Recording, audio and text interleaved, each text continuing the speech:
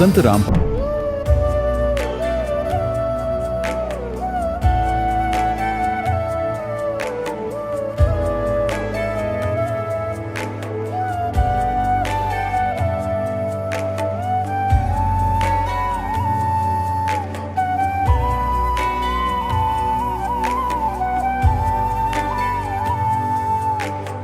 कौन ब्रह्मा का पिता है, कौन विष्णु की मां, शंकर का दादा कौन है, हमको दे बता। ये जानने के लिए कृपया सुनिए। जगत गुरु तत्वदर्शी संत रामपाल जी महाराज के अमृत वचन सर्व पवित्र धर्मों के पवित्र शास्त्रों के आधार पर। सत साहिब दर्शकों, ये कहानी है छत्तीसगढ़ के राजनांदगांव जिले की एक ऐसी महिला की जो असहनीय शारीरिक पीड़ा का सामना कर रही थी। इन्होंने अपनी शारीरिक पीड़ाओं से निजात पाने के लिए न जाने कहां-कहां उम्मीद लगाई, लेकिन हर जगह इन्हें निराशा ही हाथ लगी। आखिर इनके जीवन में चल रही परेशानियों से इन्हें कैसे छुटकारा मिला, और ये भी जानते हैं कि इन्होंने कैसे संत रामपाल जी महाराज से नाम दीक्षा ग्रहण की, और क्या नाम दीक्षा लेने के बाद इन्हें कोई लाभ प्राप्त हुए।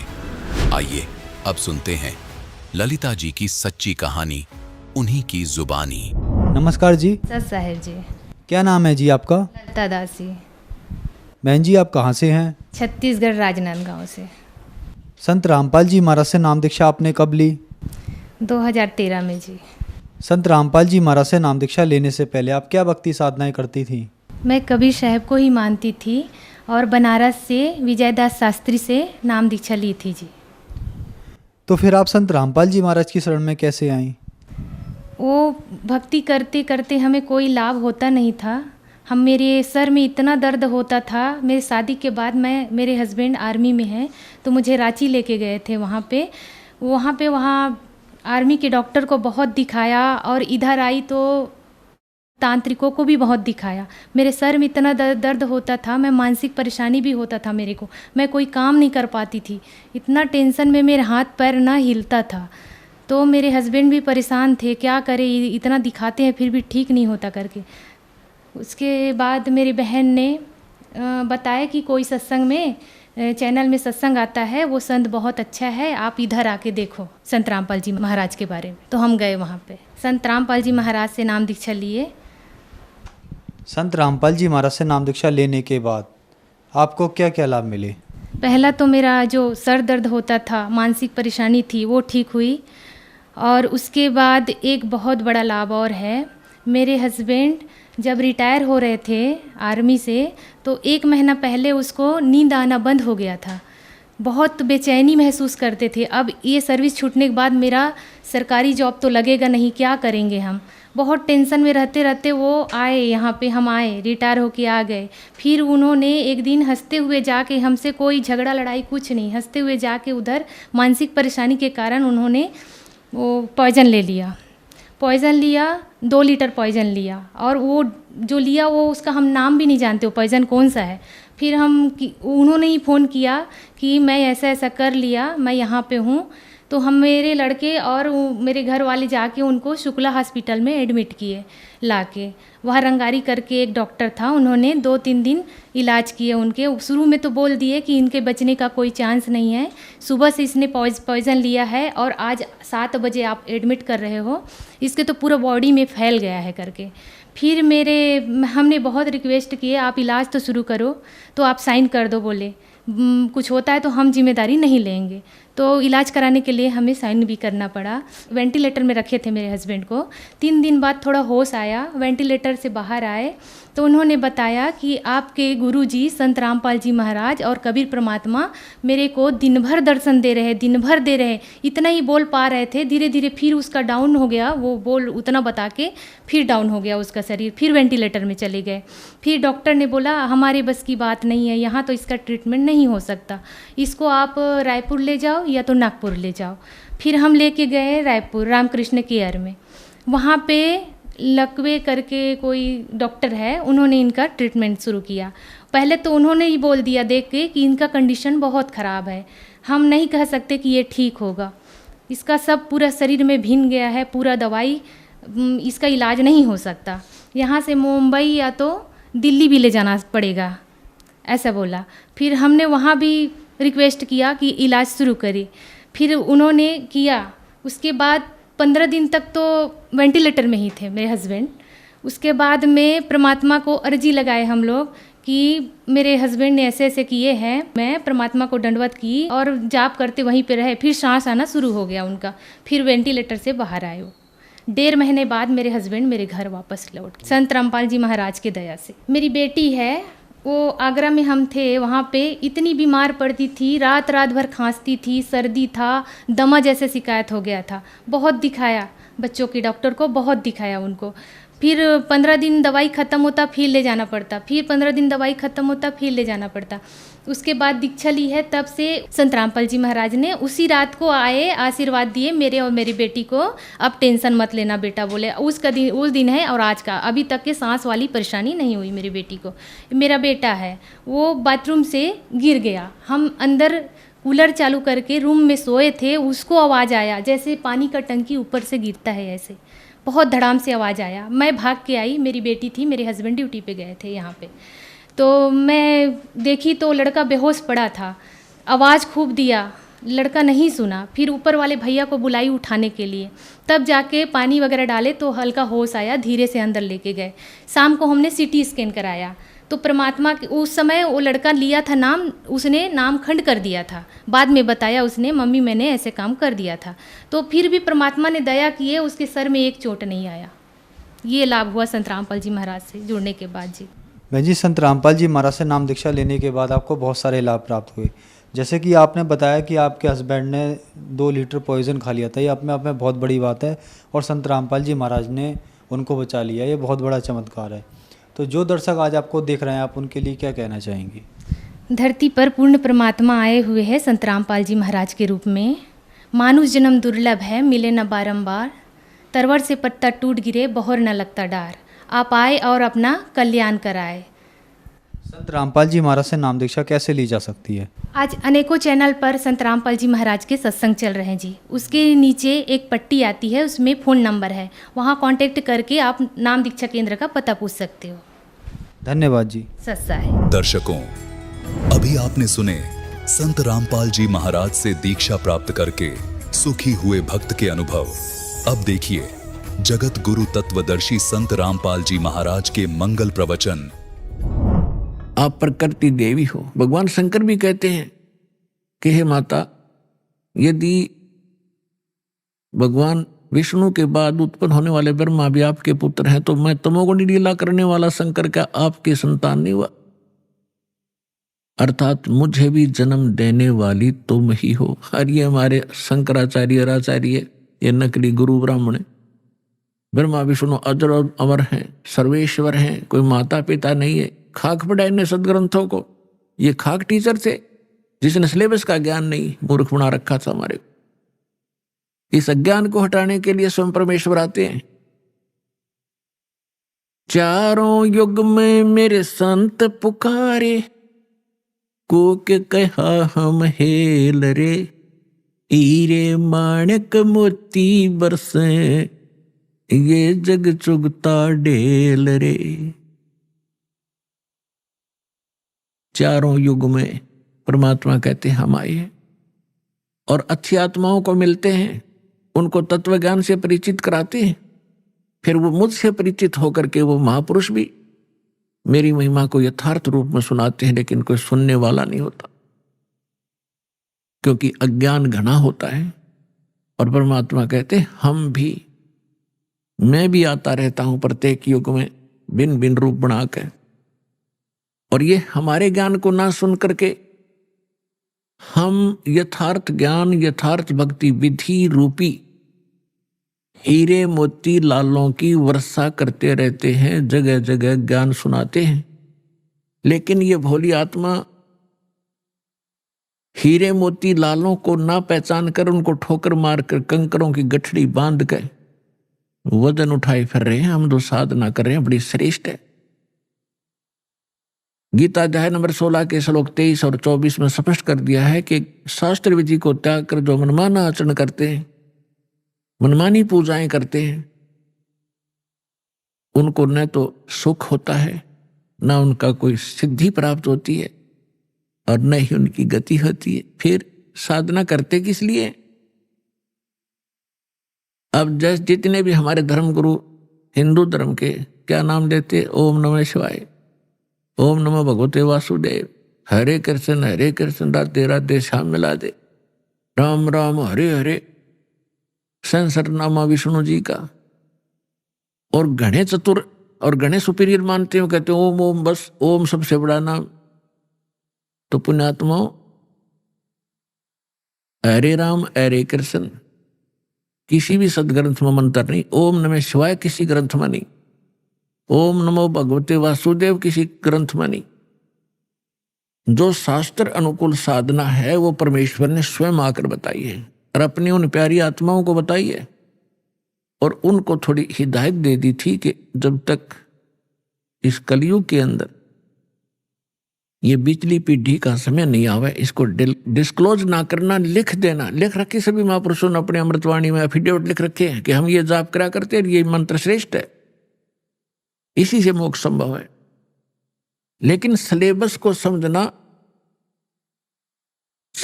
समझना स्टूडेंट के स्तर का काम नहीं है।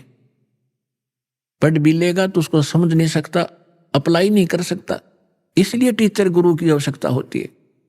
तो जो गुरु रूप में परमात्मा आए थे, सतगुरु रूप में, फिर जिन महापुरुषों से मिले थे उनको अधिकार दिया था ज्ञान सुनाने का, और फिर अब इस दास को भेजा है इस पूरे कंप्लीट कोर्स को आप तक पहुंचाने के लिए, आपका मोक्ष कराने के लिए, क्योंकि अब वो समय आ गया। नहीं तो इस दास से बड़े बड़े महापुरुष पहले हुए हैं, लेकिन उस समय नहीं था, क्योंकि आप अशिक्षित थे, और अशिक्षा का लाभ भी नकलियों ने हमारा उठाया। ये संस्कृत बोलते रहे, हमने सोचा बड़े विद्वान हैं, इन्होंने खूब जाना होगा सदग्रंथों को। हमने परमात्मा को भी ठुकरा दिया, जिसमें 600 वर्ष पहले वो आकर ये ज्ञान सुनाया करते थे, जो आज सभी सदग्रंथों में ज्यों का त्यों पाया। तो पुण्यात्मा, 100 शुक्र मनाना उस परम पिता के। वहां ये आए, यहां आकर के उन्होंने कितने कष्ट झेले हमारे लिए। परमात्मा के उस इतिहास को, जो 600 वर्ष पहले परमेश्वर कबीर जी यहाँ आए थे, ये ज्ञान सुनाया करते थे, तो दास आज उसी परम पिता का दिया हुआ एज इट इज आप तक पहुंचा रहा हूं। अपनी तरफ से इसमें कोई मिलावट नहीं कर सकता, क्योंकि जीव का जो ज्ञान होगा वो घटिया होगा, परमात्मा का ज्ञान वो सत्य होगा। तो वो सत्य ज्ञान आप तक पहुंचा रहा हूं, ये सत्संग कर रहा हूं। परमात्मा ने सत्संग किया था, या उन महापुरुषों ने जो भगवान से मिले थे, लेकिन उनको रिजेक्ट कर दिया हमने, क्योंकि हम बालक थे, हम अशिक्षित थे, अनजान थे। आज परमात्मा ने आपको अक्षर ज्ञान कराया। ये अक्षर ज्ञान आपके लिए विष है। बेशक आप कितने विद्वान पाक गए हो, डॉक्टर, इंजीनियर, जज, वकील बन गए हो, भगवान की भक्ति नहीं है तो खा खाइए। एक रोजी रोटी तो कहीं चला ले इंसान, कल मृत्यु होगी, गधा अपने कुत्ता अपने के खाज लग गए, और क्या खाओगे फिर? आपको केवल इस ही जीवन का ज्ञान है, आपको भविष्य का, आगे का नहीं। आगे के ज्ञान बिना ये खाक ज्ञान है फिर। तो ये ज्ञान देना जरूरी था। मालिक को मालूम था कि बिगड़ेंगे, ये अहंकार हो गया आपके अंदर, 2 कौड़ी का 2 छोटा सा पोस्ट मिल जाए, फूला नहीं समाता, और कल मृत्यु होकर गधा बन जाए, क्या रे माटी होती है उसकी। और पहले आप देखो पिछले इतिहास उठा के, हमारे पूर्वजों के कितने विनम्र थे, कितनी दया थी उनके अंदर, कितने नेक विचार थे, और आज हम किस स्तर पर पहुंच चुके, इस विद्या की देन है। लेकिन मालिक को मालूम था कि मेरा ज्ञान ऐसा है, इनको फिर सेट कर देगा, लेकिन शिक्षा प्राप्त हुए बिना ये मुझे समझ नहीं सकते, इनका कभी कल्याण नहीं हो सकता। इसलिए आपको ये अक्षर ज्ञानदाता ने अनिवार्य समझा, तभी आपसे काटने नहीं दिया, निश आग को आपके निकट नहीं आने दिया, 4 युग चले गए। अब इसका हम फायदा उठाएंगे। अब हम बकवादों में चल पड़े, टीवी देखते हैं, बेहुदे ढंग के कपड़े पहनते बहन बेटियां भी, और इसको बड़ा विकास मानते हो, अच्छे घरों की लड़कियां हैं, ये खाक है। ऐसे कार्टून बनकर निकलती हैं घर से, लड़के भी लड़कियां भी। तो इस विद्या की देन है ये। अब इस ज्ञान से हमें पता चलेगा, लज्जा आया करेगी हमें ऐसे ऐसे बकवाद करने में, और हम भगवान भजेंगे और अपना कल्याण करवाएंगे। सतगुरु आए दया करी, ऐसे दीन दयाले, बंदी छोड़ वृत्तास कहा, जठरगनी प्रतपाल। सतगुरु आए दया करी, ऐसे दीन दयाल। होय होय, हम किसी भयंकर गलती करके आए सतलोक में, बड़ी थाली का ठोकर मार के आए हम, और आज हम एक टुकड़े के लिए कोई देश जाता है, कोई परदेश जाता है। उसके लिए गरीबदास साहिब जी कहते हैं, उत्तर दक्षिण पूरब पश्चिम फिरदा दाणे दाणे नो, सर्व कला सतगुरु साहिब की, हरि आए हरियाणे नु।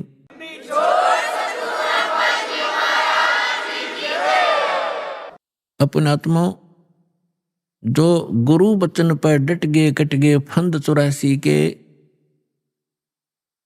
भाई जो गुरु बचन पर डट गए कट गए फंद 84 के, भाई जो गुरु बचन पर डट गए कट गए फंद 84 के, कट गए फंद 84 के, कट गए फंद 84 के, भाई जो गुरु बचन पे डट गए कट गए फंद 84 के।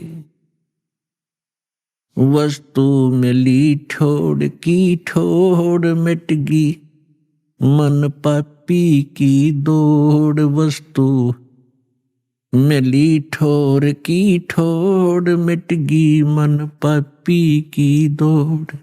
ये भरम मिटे मथुरा काशी के, भरम मिटे मथुरा काशी के, भाई जो गुरु बचन पे डट गए कट गए फंद 84 के।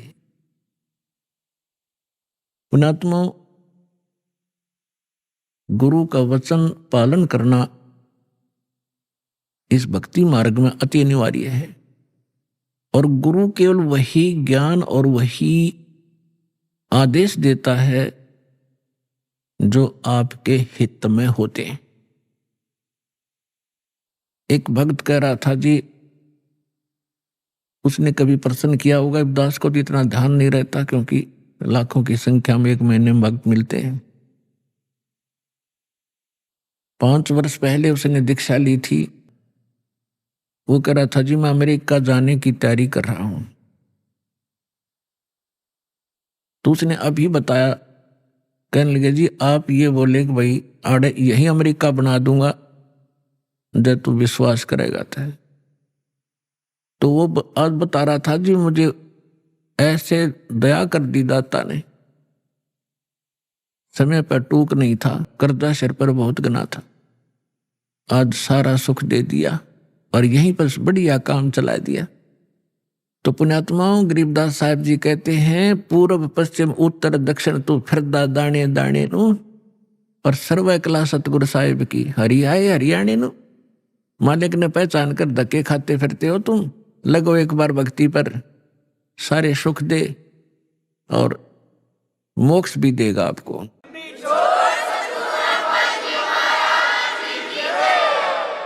पुण्यात्माओं, सबसे पहले हमने अपने लाल की परख करनी होगी कि जिस लाल को हम लिए फिरते हैं ये वास्तव में लाल है भी कि नहीं। तो उस परखने के लिए हमारे पास कुछ पैमाना होना चाहिए। तो पैमाना कौन सा होगा? सदग्रंथ प्लस में उन महापुरुषों का आंखों देखा एफिडेविट कि परमात्मा जिनको मिले। तो आज आपको एक झलक परमात्मा की सुनाएंगे।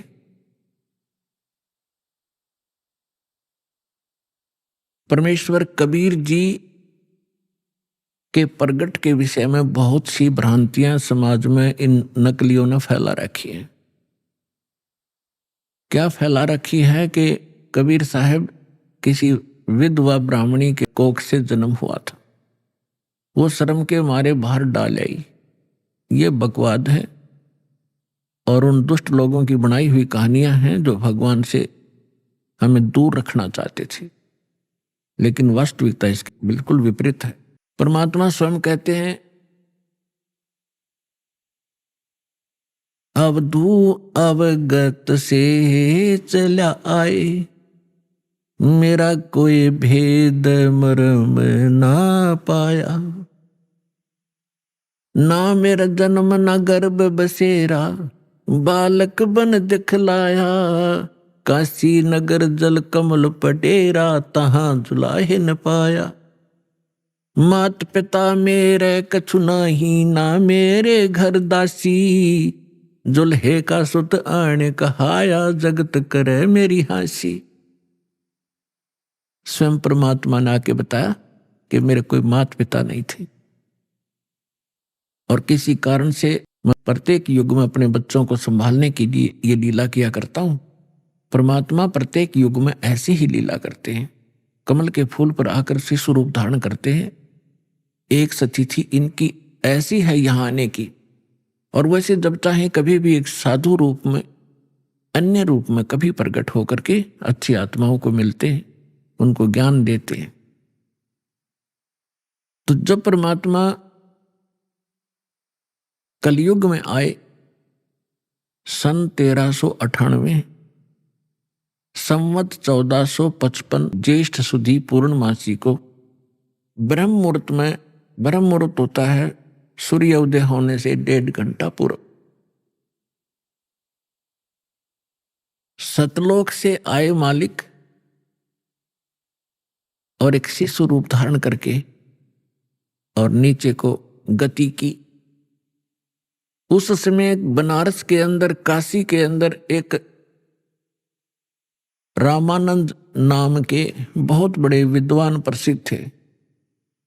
उनके विषय में माना जाता था कि इन्होंने 4 वेदों को, 18 पुराणों को, श्रीमद् भगवत गीता को ठीक ढंग से जाना है, जिस कारण से वो प्रचार किया करते थे। और उन्होंने 1400 ऋषि शेष बना रखे थे जो उनके द्वारा बताए गए ज्ञान को आगे जनता में प्रचार किया करते थे। और स्वामी रामानंद जी एक ब्राह्मण के अतिरिक्त अन्य किसी जाति मजहब वाले को अपना शिष्य नहीं बनाते थे। अन्य को वो एक हेय समझते थे, अपने से घटिया मानते थे। अब उन्होंने 1400 ऋषि पंडित शिष्य बना रखे थे। उनमें से एक अष्टानंद नाम के ऋषि थे और वो प्रतिदिन एक लहर तारा नामक तालाब था, आज भी है, लेकिन अब तो वो सिर्फ एक यादगार रूप में ही रहा है। लहर तारा तालाब उसका नाम कैसे पड़ा? गंगा दरिया का जल वर्षा के दिनों में जब फुल स्विम पर चलती है तो गऊ घाटों के ऊपर से वो ओवरफ्लो होकर लहरों के द्वारा उछल उछल कर एक बहुत बड़ी झील में समा जाता था, भर जाता था। उसको लहर तारा नामक तालाब कहने लगे और उसका फिर सारा वर्ष बहुत सुंदर स्वच्छ जल रहता था, क्योंकि गंगा के जल में एक विशेषता है कि ये खराब नहीं होता, क्योंकि ये जल सतलोक से आया है। परमात्मा ने एक सैंपल भेज रखा कि हमारे लोक में ऐसे पदार्थ है, ना दूध कभी खराब होते, दरिया बहती है, ना दही और मक्खन खराब होते। वहां का ऐसा मटेरियल है। ये एक सैंपल है आपके लिए, विश्वास करने के लिए कि वहां ऐसे पदार्थ, जब ऐसे लोक में और ये जल खराब नहीं होता, वहां तो लोक ही एक विशेष है। तो समझदार को संकेत पर्याप्त है। उस लहर तारा तालाब के ऊपर ऋषि अष्टानंद जी प्रतिदिन अपने गुरुजी के द्वारा बताए गए उस साधना को भी करते थे, उसी में स्नान करते थे। एकांत स्थान, शांत स्थान पर वो भगवान की भक्ति का चिंतन किया करते थे। वो प्रतिदिन की तरह वो भी अपने चिंतन में स्नान करके बैठे थे। आकाश से क्या देखा अष्टानंद जी ने कि एक बहुत प्रकाश, तेज प्रकाश का गोला सा ऊपर से स्पीड के साथ आ रहा है। और वेद भी यही बताते हैं कि वो परमात्मा ऊपर के लोक में रहता है और उस वहां से गति करके आता है, बिजली विद्युत जैसी गति से यहां आकर हमें प्राप्त होते हैं। अष्टानंद जी ने देखा कि बहुत तेज प्रकाश, कभी देखा नहीं ऐसा। जब उसने देखा तो उसकी आंखें सहन नहीं कर सकी, चरम दृष्टि बंद होगी। आंखें बंद होने के बाद उसने क्या देखा कि एक बालक है, शिशु रूप दिखाई दिया। जैसे हम सूर्य की तरफ देखते हैं प्रथम सीधा, तो हमारी चरम दृष्टि सहन नहीं कर पाती, आंखें बंद हो जाती हैं। आंखें जब बंद होती हैं या हम दूसरी साइड में देखते हैं तो सूर्य का प्रकाश रहित आकार दिखाई देता है और वो काफी देर तक आंखों में बना रहता है। ठीक यही दशा अष्टानंद जी की हुई कि उसने जब वो प्रकाश की तरफ देखा तो वो प्रकाश किसका था? सूर्य का, यानी परमात्मा का। और जब आंखें बंद की तो क्या देखा? शिशु, वो शिशु का प्रकाश था, वो परमात्मा का प्रकाश था। दोबारा उसने जब आंख खोली तब तक वो प्रकाश लहर तारा तालाब के एक कोने में सिमट चुका था, समाप्त हो गया था। अब अष्टानंद जी अंदर ही अंदर बड़े खुशी हुए। उसने सोचा कि शायद आज मेरी कोई भक्ति की विशेष उपलब्धि मुझे हुई है और इसके बारे में अपने गुरु जी को बताऊंगा। वो उठकर चले गए। अपने गुरु रामानंद जी से कहा कि स्वामी जी, आज मैंने ऐसे ऐसे एक अजीबोगरीब घटना मेरे साथ हुई। हे प्रभु, ये मेरी भक्ति की उपलब्धि है या कोई मेरा भ्रम है? स्वामी जी ने कहा कि बेटा, ये न तेरी भक्ति की उपलब्धि है और न ही तेरी कोई भ्रम है। ऐसी लीला उस समय होती है जब ऊपर के लोक से कोई परम शक्ति या देवता लोग यहां पृथ्वी पर आकर के जन्म लेते हैं। किसी मां के गर्भ में प्रवेश किया होगा उन्होंने। ये तारे से जब टूटते हैं तो उसने बताया कि ऐसे लक्षण हैं। और वो कुछ दिनों में यहां इस काशी बनारस में किसी मां से जन्म लेकर के वो दिव्य शक्ति अपना कोई कार्य करने के लिए ऊपर के लोकों से आते हैं। अब जितना स्वामी जी ने ज्ञान था अपने शिष्य का समाधान किया, शिष्य संतुष्ट हुआ। अब इन ऋषि महर्षियों ने वही भगवान देखे हैं जो मां से ही जन्म लेते रहे। श्री राम, श्री कृष्ण और बाकी 18, 25, 2, 8, 9 जो बताते हैं, ये ऐसे आते हैं। लेकिन ये भगवान वो है जो कभी मां से जन्म नहीं लेता, सबके जन्मदाता है, सबके विधाता है। उधर से नीरू और नीमा नाम के 2 पति पत्नी थे मुसलमान। वो उसी जन्म में वो ब्राह्मण थे।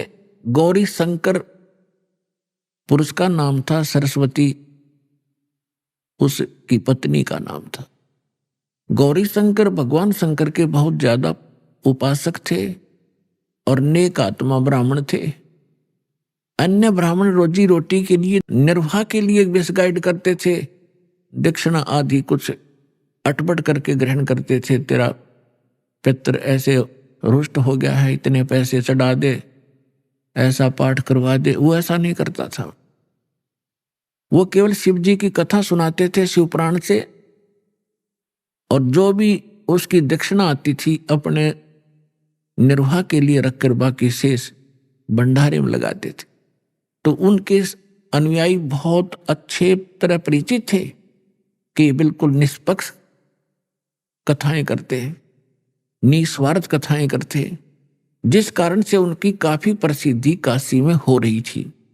और अन्य जो नकली ब्राह्मण थे रोजी रोटी वाले, वो उससे घनी ईर्ष्या करते थे कि ज्यादा लोग इनको पसंद करने लगे, हमसे दूर होते जा रहे हैं।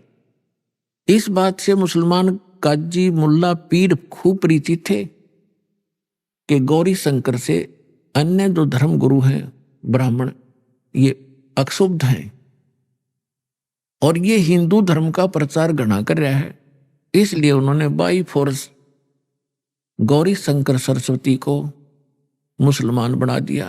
मुसलमान कैसे बना दिया? अपना जूठा पानी करके गली में खड़ा होकर और उनके ऊपर फेंक दिया, उनके कपड़े में फेंक दिया और उनके मुंह में डाल दिया।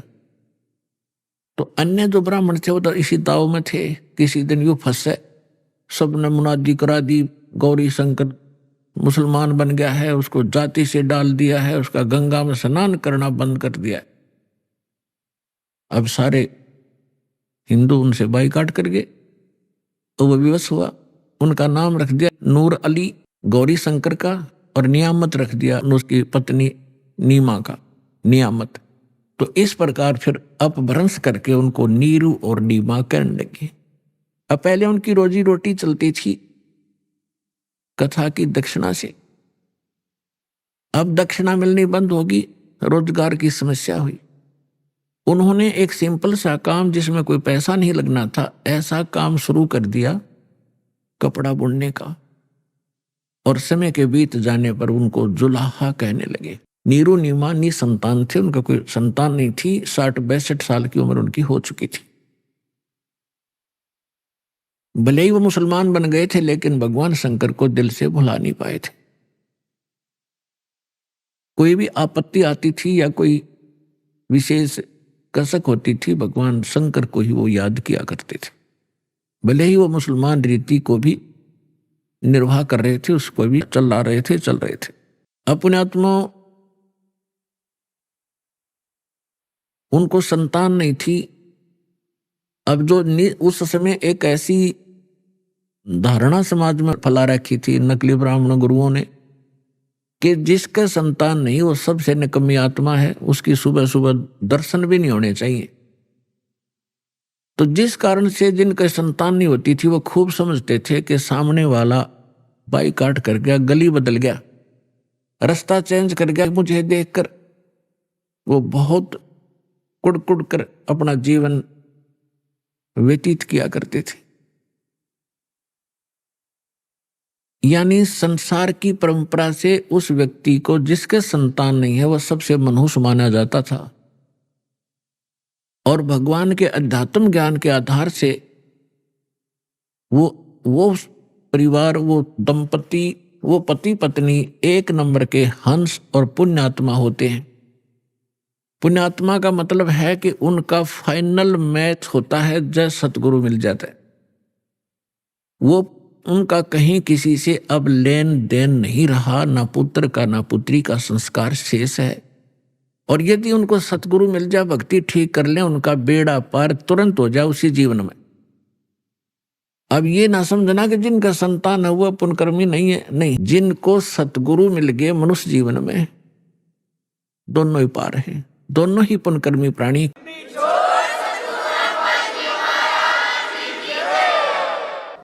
जैसे एक समय सुखदेव ऋषि 12 वर्ष के बाद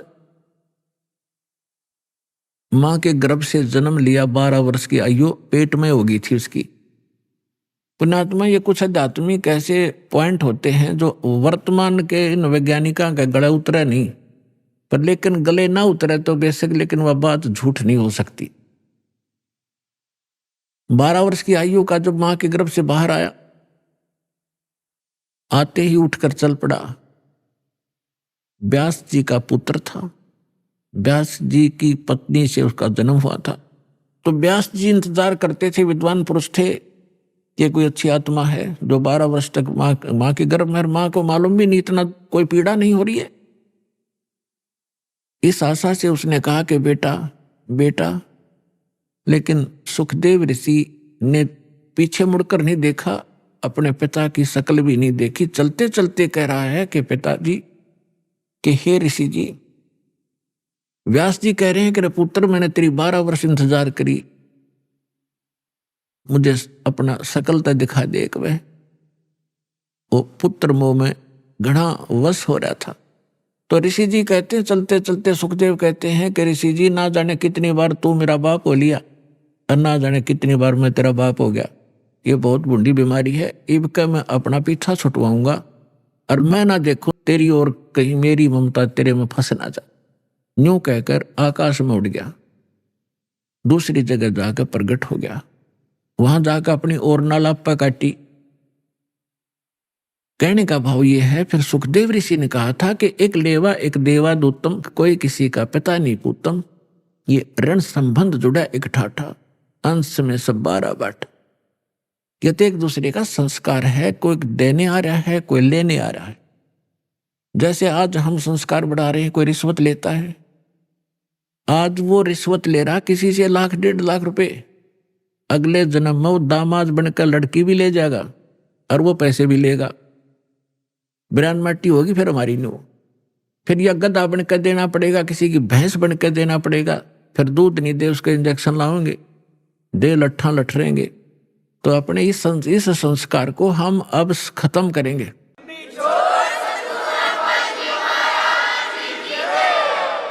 तो इस विष को हम तभी तक खा रहे हैं जब तक हमें ये विष दिखाई नहीं देता, हम पहचानने योग्य नहीं थे।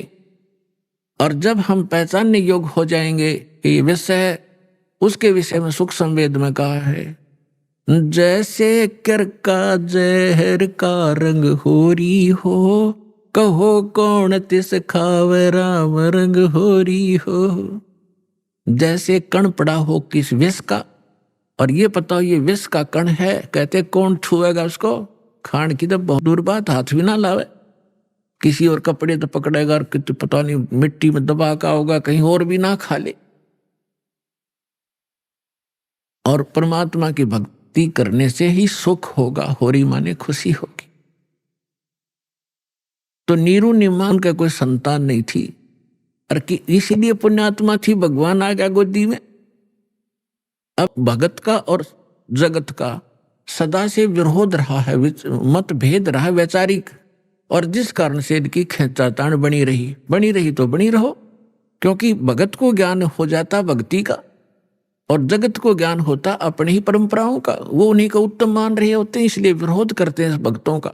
ये तो जाकर लंबे पड़े वहां पर, ये पता नहीं कैसे कर रहे हैं, ये मुसलमान रहे ना हिंदू, मतलब इस तरह की वो बातें करते हैं। करने दो, हम अपने इस ज्ञान के आधार से आगे बढ़ते रहेंगे। एक दिन पूरा विश्व स्वीकार करेगा ये ऐसा गजब का मार्ग है, और इसी से सुख है।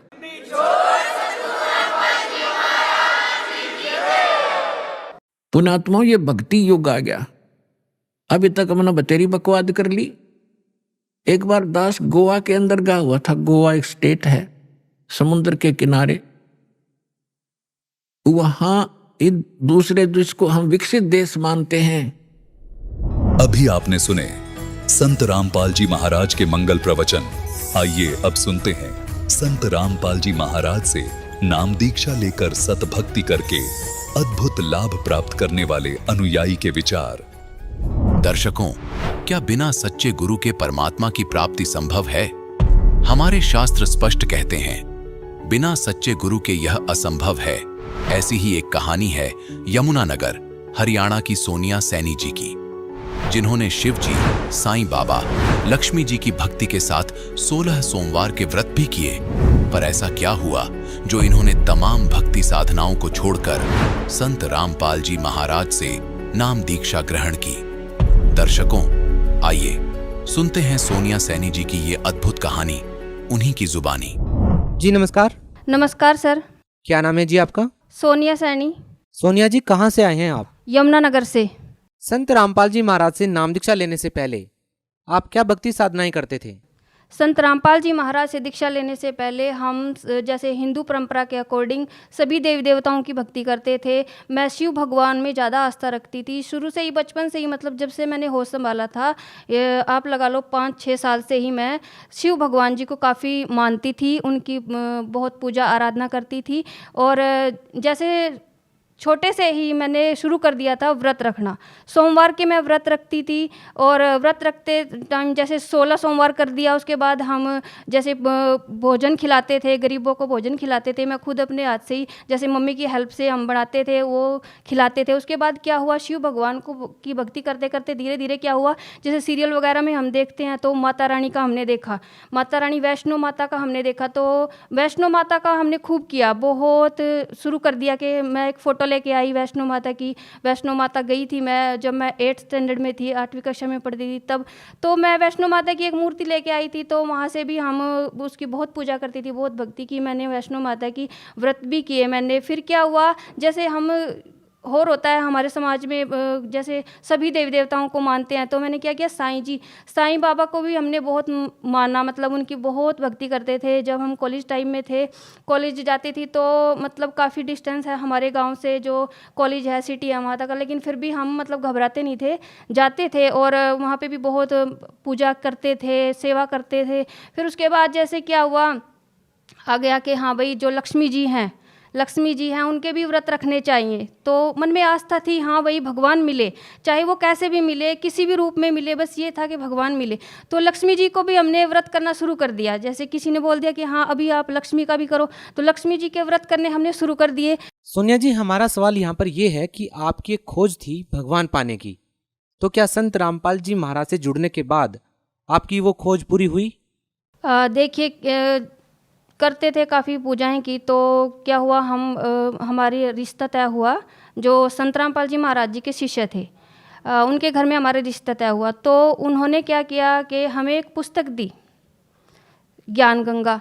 तो ज्ञान गंगा ऐसे ही उस समय मैं एमए कर रही थी, तो एग्ज़ाम का टाइम था, तो मैंने उस पर इतना ध्यान नहीं दिया, क्योंकि मेरी थिंकिंग ये थी, ध्यान इसलिए नहीं दिया कि मुझे जैसे पता लगा था ना ससुराल की तरफ से कि इन्होंने गुरु बना रखे हैं, तो मेरी थिंकिंग ये थी कि मेरे और भगवान के बीच में, क्योंकि मैं भक्ति खूब करती थी, जागरण वगैरह भी हम करते थे मेरे पापा, तो मेरे और भगवान के बीच में थर्ड पर्सन की कोई ज़रूरत नहीं है, यानी कि मुझे गुरु की कोई आवश्यकता नहीं है। गुरु क्या होते हैं, बस उनके विषय में मेरा यही था कि गुरु कुछ नहीं है, भगवान और हम जो हैं वो सब कुछ है, ठीक है। तो ऐसे करके थोड़े दिन के बाद ससुराल से कॉल आई, उन्होंने बोला कि आपने वो पुस्तक पढ़ी? तो हमने कहा नहीं, हमें टाइम नहीं मिला, नहीं पढ़ी। तो उन्होंने कहा उसको एक बार पढ़ो। तो हमने कहा वो मोटी है, हम क्या पढ़े, उसमें से कुछ समझ तो आता नहीं। तो उन्होंने बोला कि आप ऐसा करो, सृष्टि रचना उसमें से पढ़ो। तो हमने क्या किया, चलो जब इतना प्रेशर कर रहे हैं, बोल रहे हैं कि पढ़ो एक बार, देख तो ले क्या है, क्योंकि मैं गीता जी भी मैंने पढ़ी हुई है, भगवत गीता के मेरे ताऊ जी के पास थी, वो भी मैंने पढ़ी हुई है, और ये जो रामायण महाभारत है ये भी मैंने पढ़ी हुई है, तो उनके विषय में मुझे थोड़ी नॉलेज थी। लेकिन चलो आध्यात्मिकता के तरीके से मैंने सोचा कि चलो पढ़ लेते हैं, सृष्टि रचना है क्या। तो मैंने उसमें से सृष्टि रचना पढ़ी। सृष्टि रचना पढ़ने के बाद मुझे ज्ञान हुआ कि हाँ हम कौन है, कहाँ से आए हैं, ठीक है, और हमारा क्या उद्देश्य है। आज तक मुझे ये नहीं पता था कि हम कौन है, कहाँ से आए हैं। तो उसके थ्रू जैसे मुझे पता लगा कि सृष्टि रचना पढ़ते पढ़ते ही मेरी आंखों से आंसू आए। तो मैंने किया कि यस, ये कबीर जी ही गॉड है, परमात्मा है, और हम तो आज तक जो है अंधेरे में थे। ऐसे करके परमात्मा की दया से, मुझे संत रामपाल जी महाराज की दया से मुझे वो ज्ञान हुआ। नहीं तो बताते हैं ना कि गुरु बिना ज्ञान नहीं होता, वाकई ये बात सच है कि गुरु बिना ज्ञान नहीं होता है। और मैं इसी गलतफहमी में थी कि नहीं यही सब कुछ है, जो हम पूजा करते हैं यही सब कुछ है, लेकिन नहीं, ऐसा कुछ नहीं है। जो भी हम भक्ति करते हैं उसके लिए कोई बेस होना चाहिए, और हमें यही नहीं पता था कि हम क्या पूजा कर रहे हैं क्या नहीं। सोनिया जी, हमारा सवाल ये है कि हर एक श्रद्धालु संत रामपाल जी महाराज जी से इसलिए भी नाम दीक्षा लेता है ताकि उसे आध्यात्मिक, भौतिक और आर्थिक लाभ मिले। हम आपसे ये जानना चाहेंगे कि क्या आपको संत रामपाल जी महाराज से नाम दीक्षा लेने के बाद लाभ मिले? हाँ जी, बहुत लाभ मिले हैं, क्योंकि वो सच्ची भक्ति है, उससे मुझे बहुत लाभ मिले हैं। सबसे पहले तो संत रामपाल जी महाराज ने, मतलब जैसे मैंने प्रथम नाम लिया था, तुरंत उसके बाद ही मैं आश्रम में गई हुई थी। मेरे हाथ में इसमें एक गांठ थी, तो इसको ये काफ़ी सालों से थी, 6-7 सालों से थी, जब से मैंने होश संभाला था, मतलब तब से थी ये मेरे हाथ में। तो छोटी थी पहले, तो धीरे धीरे ये बड़ी हो गई। तो इसके लिए मैंने बहुत कुछ किया, डॉक्टर को भी दिखाया। डॉक्टर बोलते थे कट लगा के ऐसे तो हल्का सा ऑपरेशन करके इसको निकाल दिया जाएगा, लेकिन उसके बाद भी कोई गारंटी नहीं होती थी कि जैसे जख्म निकाला है तो कैंसर बढ़ने का भी खतरा होता है। तो इस चीज़ से मुझे डर था, उसके लिए मैंने बहुत किया, झाड़ फूँक वगैरह सब, मतलब जैसे पीर वगैरह पर जाते हैं, प्रसाद वगैरह चढ़ाते हैं, कबूल देते थे जब जगत में थे। लेकिन क्या हुआ, जैसे ही संत रामपाल जी महाराज दीक्षा ली 4 महीने ही मुझे हुए थे, मैं आश्रम में गई हुई थी, तो अचानक ही परमात्मा ने मेरी ये रसोड़ी गायब कर दी। तो ये मेरे लिए बहुत बड़ा चमत्कार था, ठीक है, कि मेरी ये रसोड़ी जिसके लिए मुझे इतना वो करना पड़ा, ये परमात्मा ने ठीक कर दी। तो संत रामपाल जी महाराज की दया से मेरी जो गांठ है वो बिल्कुल गायब हो गई। उसके बाद संत रामपाल जी महाराज ने मुझे जीवन दान दिया। जैसे मतलब मुझे मेरा बेबी हुआ उस टाइम वो सब कुछ ठीक हो गया, बेबी भी ठीक हो गया, लेकिन तीसरे दिन जाके क्या हुआ कि जो ब्लड है, ब्लड जो मेरा ब्लड था वो मांस के टुकड़े बन बन के ऐसे मैं टॉयलेट गई तो ऐसे निकलने लगा, वो सारा ब्लड निकल गया। मेरा जो है 11.6 ग्राम मेरा ब्लड था और अचानक ही मेरा ब्लड जो है 4 ग्राम रह गया। तो डॉक्टर भी हैरान थे, डॉक्टरों को लगा कि भाई ऐसा मतलब ऐसी सिचुएशन तो होनी नहीं चाहिए थी। जब 3 दिन हो गए सब कुछ ठीक था, तो उसके बाद क्या हुआ, उन्होंने तुरंत मुझे आईसीयू में वो ले गए। अचानक ही फिर मेरी हार्ट बीट भी बढ़ने लगी, चेस्ट में इन्फेक्शन हो गया, तुरंत काफ़ी सारे रोग एकदम से हो गए। तो डॉक्टर घबरा गए, डॉक्टर को लगा कि पता नहीं क्या हो गया। आईसीयू में मुझे एडमिट किया, वेंटिलेटर लगाया। उसके बाद तुरंत मेरे ईसीजी किया, एक्सरे वगैरह किया कि क्या है क्या नहीं, कुछ समस्या समझ नहीं उनके आई, तो वो भी हैरान थे। उसके बाद क्या हुआ कि नाइट का समय था, 12 बजे हुए थे, 12 बजे के करीब क्या हुआ, अचानक ही मेरी हार्ट बीट बिल्कुल डाउन हो गई। तो जो नर्स है वो आई, वो घबराई, उन्होंने सभी डॉक्टर को बुलाया। जितने भी मतलब आर्मी के हॉस्पिटल डॉक्टर्स हैं वो इतनी जल्दी आते नहीं हैं, मतलब उनका भी एक ड्यूटी होती है, ड्यूटी टाइम होता है उनका भी। लेकिन क्या उन्होंने उनको कॉल किया, सभी आए, 10-12 टीम आई। वो हैरान हो गए कि इसको हुआ क्या, अचानक हार्ट बीट डाउन कैसे हो गई है। उनको ये हुआ कि अब ये शायद बचेगा नहीं पेशेंट, लेकिन उन्होंने भी पूरा जोर लगाया, उन्होंने पूरा जो ट्रीटमेंट था वो सब किया। उसके बाद भी उनको लगा कि ये पेशेंट नहीं बचेगा। फिर क्या हुआ, परमात्मा जो संत रामपाल जी महाराज थे वो साथ थे, मुझे सब कुछ दिखाई दे रहा था। मुझे ये था एक पैरालाइज की तरह हो जाते हैं ना, ऐसा मेरे हाथ पैर हिल नहीं रहे थे, लेकिन क्या है सुनाई दे रहा था, सब कुछ दिखाई दे रहा था, हिल नहीं पा रहा। तो मालिक संत रामपाल जी महाराज जी ने जो हमें मंत्र जाप दिया है वो किया, उनकी कृपा से सब ठीक हुआ, मतलब मुझे जीवन दान मिला है। और ये बात डॉक्टर्स ने भी मानी है कि आप किसी की शरण में थे इसीलिए आप जो है बचे, नहीं तो हमारे बस की ये बात नहीं थी कि आपको बचा पाएँ। तो ये लाभ मुझे मिला। तो उसके बाद क्या हुआ कि जैसे मुझे इंजेक्शन लगते थे, थाई में मुझे इंजेक्शन लगते थे और एंटीबायोटिक दी जाती थी, तो मुझे बड़ी रोना आता था इस चीज़ से कि मेरे साथ ऐसा क्यों हुआ। तो जबकि मैं संत रामपाल जी महाराज की शरण में हूँ, तो फिर भी मेरे साथ मतलब ऐसी सिचुएशन क्यों हुई। तो मालिक से ऐसा क्वेश्चन, संत रामपाल जी महाराज से मेरे मन में अंदर ही अंदर एक क्वेश्चन आता था कि ऐसा क्यों हो गया जबकि मैं शरण में थी। फिर उसके बाद दोष आ गया मन में, तो क्या हुआ, उधर से हम तेलंगाना से यहाँ आ गए हरियाणा, तो यहाँ आके हमने नाम शुद्ध कराया। नाम शुद्ध कराने के जस्ट बाद 1 महीना बाद ही संत रामपाल जी महाराज मेरे सपने में आए। सपने में आप ये लगा लो कि जैसे होता है ना कि जागृत अवस्था भी है और सपना सा भी है, ऐसे आए। उन्होंने मुझे सब कुछ दिखाया, मेरा जैसे ही मेरी डेथ हो चुकी है ऐसे उन्होंने मुझे दिखाया संत रामपाल जी महाराज ने। और ऐसे उन्होंने बताया कि बेटा अब तुझे मतलब तेरे अंदर तो ये है कि ये किया, मतलब तुझे दुख क्यों हुआ, लेकिन तुम्हें नहीं पता था कि बेटा ये तुम्हारी मृत्यु थी। उन्होंने बिल्कुल क्लियर मुझे दिखाया कि ऐसे मैं मरी हुई हूँ, मरी ऐसे। परमात्मा संत रामपाल जी महाराज आए, उन्होंने मुझे आशीर्वाद दिया, उनके आशीर्वाद से मुझे जीवन दान मिला। उन्होंने मुझे क्लियर सब कुछ दिखाया टोटली। और वो बच्चा भी जैसे कोई आई, एक माई जैसे सपने में ही आई एक लेडीज, उन्होंने बच्चे को मेरे साथ दिया और उन्होंने बोला कि देखो तुम बड़े की शरण में हो, तुम बड़े भगवान की शरण में हो, इसलिए तुम्हें जीवन दान मिल गया और तुम्हारी जगह मैं अब जा रही हूँ। वो बच्चे को दे के मुझे गई और मेरे को बोली कि इस बच्चे का ध्यान रखना। तो ऐसे मुझे संत रामपाल जी महाराज ने ये प्रूफ कराया कि हाँ बेटा तेरी मृत्यु थी और तुझे ऐसे बचाया गया। उसके बाद क्या हुआ कि जैसे मुझे थोड़ा समस्या हुई सर्वाइकल की, तो डॉक्टर्स के पास मैं गई, उन्होंने बोला कि आपको सर्वाइकल है, ऐसे पेन होता था मुझे। तो दवाई उन्होंने दी, दवाई से कोई आराम नहीं लगा क्योंकि दवाई मुझे पहले रिएक्शन करती थी।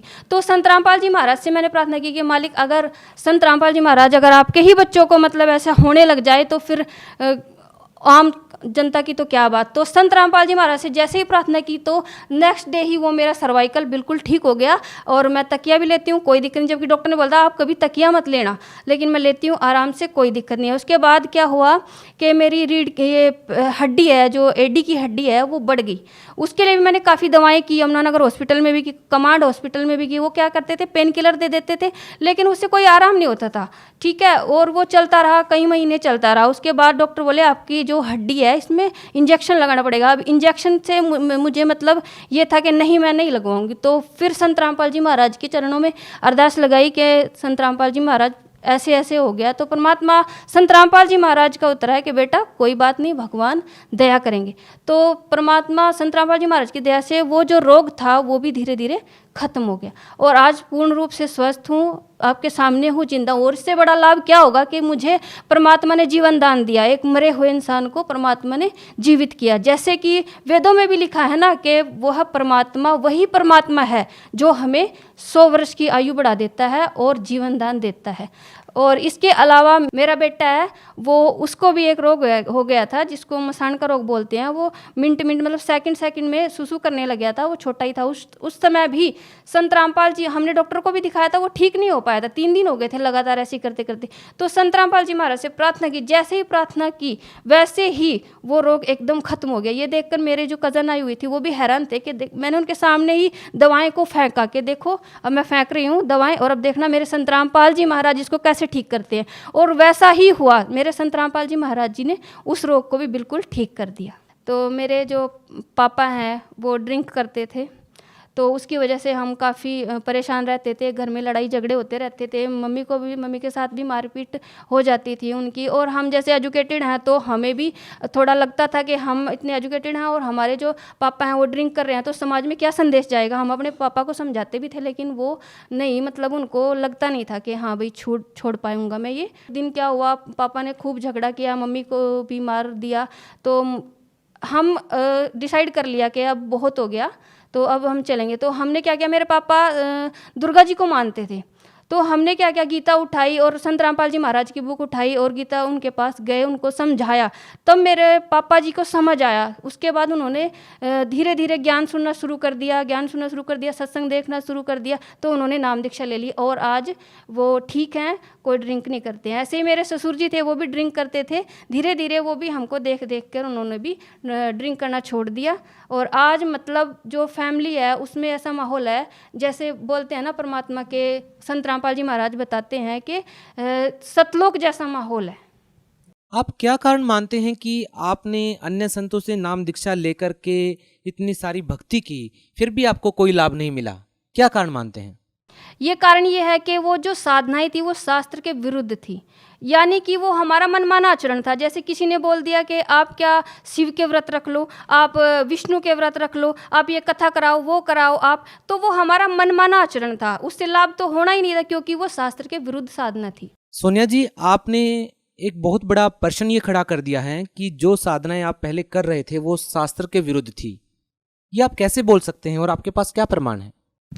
ये ऐसे बोल सकते हैं क्योंकि जो हमारी गीता जी है, गीता जी में स्पष्ट लिखा हुआ है कि 16 के 23 श्लोक में कि जो शास्त्र विदु को त्याग कर मनमाना आचरण करते हैं उनकी ना तो गति होती है ना उनको कोई सुख प्राप्त होता है। ठीक है, इसलिए जब गीता जी में ही हमारे लिखा हुआ है तो और वेदों में भी लिखा हुआ है कि ये जो मनमाना आचरण है, इस मनमाने आचरण से कोई भी लाभ व्यक्ति को नहीं मिलता है। ठीक है, जब हम संत रामपाल जी महाराज की शरण में आए, उन्होंने हमें बताया, ये सब ज्ञान कराया, तब हमें पता लगा कि हाँ शास्त्र के अनुसार साधना क्या होती है, तत्वदर्शी संत कौन होते हैं और उन्हीं से दीक्षा लेने से हमें पूर्ण लाभ और पूर्ण मोक्ष की प्राप्ति होगी। जैसे गीता अध्याय 17 के श्लोक नंबर 23 में लिखा हुआ है कि ओम तत्सत इति निर्देश है, यानी कि जो ओम तत्सत है वही भक्ति की सही विधि है और जो इस ओम तत्सत के भेद को बताएगा वही तत्वदर्शी संत है। और तत्वदर्शी संत की और भी पहचान, जैसे 15 के श्लोक 1 से 4 में लिखा हुआ है, जो उल्टे लटके हुए संसार रूपी वृक्ष को बता देगा वही तत्वदर्शी संत होगा। तो तत्वदर्शी संत वर्तमान में संत रामपाल जी महाराज है, उन्हीं से हमने नाम दीक्षा ली, तभी हमें लाभ हुआ और फायदे हुए। आप भगत समाज को क्या संदेश देना चाहेंगे? भगत समाज को मैं यही संदेश देना चाहती हूँ कि संत रामपाल जी महाराज पूर्ण संत हैं, पूर्ण गुरु हैं, उनकी शरण में आइए, इनसे नाम दीक्षा लीजिए और अपना कल्याण करवाइए, क्योंकि मानुष जन्म दुर्लभ है, मिले ना बारंबार, तरवर से पत्ता टूट गिरे, बहुर न लगता डार। जो श्रद्धालु संत रामपाल जी महाराज से नाम दीक्षा लेना चाहते हैं वो उनसे कैसे जुड़ सकते हैं? आप YouTube पे जाइए, स्पिरिचुअल लीडर संत रामपाल जी महाराज, ये सर्च कीजिए आप, वहाँ पे जाके संत रामपाल जी महाराज के सत्संग देखिए। सत्संग के नीचे जो पिक्चर डिस्प्ले होती है उस पर कॉन्टैक्ट नंबर दिए जाते हैं, उन कॉन्टैक्ट नंबर पर आप कॉन्टैक्ट कीजिए। आपको आपके नज़दीकी नामदान सेंटर का पता बता दिया जाएगा। जिस भी ज़िले में जहाँ पर भी आप रहते हैं तो आप वहाँ जाकर नाम दीक्षा ले सकते हैं। जी धन्यवाद। धन्यवाद सर।